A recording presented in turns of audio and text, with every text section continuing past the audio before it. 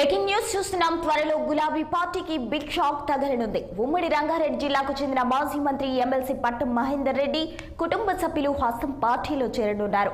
పట్నంతో పాటు Vikarabad ZP chairman Sunitha Mahender Reddy, Tandur మాజీ MLA Narender Reddy, Shabad మండల జడ్పీటీసీ అవినాష్ రెడ్డిలు కాంగ్రెస్ పార్టీలో చేరబోతున్నారు.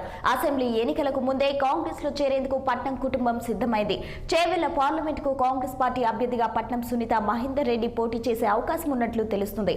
ఇటీవల తెలంగాణ భవన్లో జరిగిన చేవెళ్ల పార్లమెంటరీ నియోజకవర్గ సమీక్ష సమావేశంలో కేటీఆర్, హరీష్ రావుల ముందే పట్నం పైలట్ అనుచరులు బాహుబాహికి దిగారు.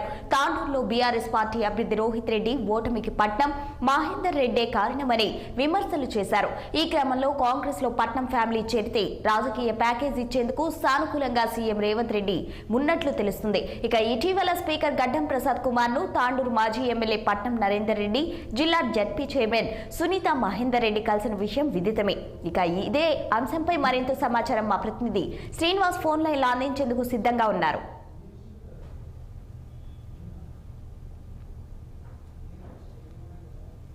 ఇక ఇదే అంశానికి సంబంధించి మరింత సమాచారం అందించేందుకు మా ప్రతినిధి రామ్ సిద్ధంగా ఉన్నారు. రామ్, చెప్పండి. Good morning Prasanna. తెలంగాణలో కాంగ్రెస్ పార్టీ అధికారంలోకి వచ్చాక రాజకీయ పరిణామాలు శరవేగంగా జరుగుతున్నాయని చెప్పి అనుకోవాలి.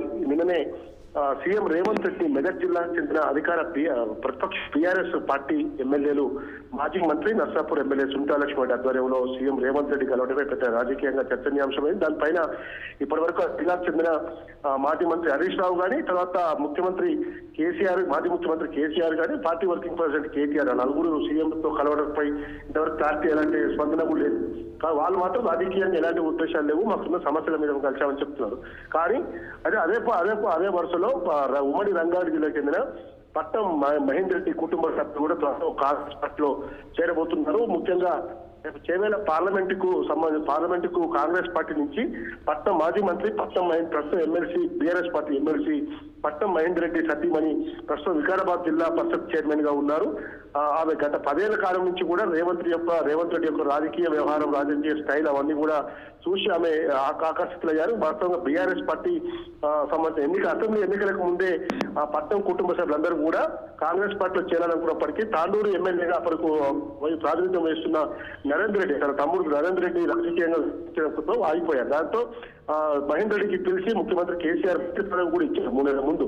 కాబట్టి ఈ పరిస్థితుల్లో మళ్ళీ రాజకీయంగా బీఆర్ఎస్ పార్టీ మనుగడ ఉంటుందో లేదో అన్న అనుమానంతో ఈ రోజు బీఆర్ఎస్ పార్టీకి మళ్ళీ రాజీనామా చేసి కాంగ్రెస్ పార్టీ చేరేందుకు సిద్ధమైంది. చివరి పార్లమెంటు అభ్యర్థులు కూడా పట్నం సునీత మహేందర్ రెడ్డి పేరు కూడా దాదాపుగా కాంగ్రెస్ పార్టీ నేతలు ఖరారు చేస్తున్నట్టు తెలుస్తా ఉంది. ఈ మేరకు సీఎం రేవంత్ రెడ్డి కూడా సానుకూలంగా ఉన్నట్టు తెలుస్తా ఉంది. ఇప్పటికే హైదరాబాద్ జిల్లా ఇన్ఛార్జ్ మంత్రిగా ఉన్న పొన్నం ప్రభాకర్ ఇటీవల చేవేళ్ల పార్లమెంటు పరిధిలోని ప్రకాష్ గౌడ్ కలిశారు. అదే పార్లమెంట్ పరిధిలోని రాజేంద్ర శాసన మండలి చైర్మన్ గా పనిచేసిన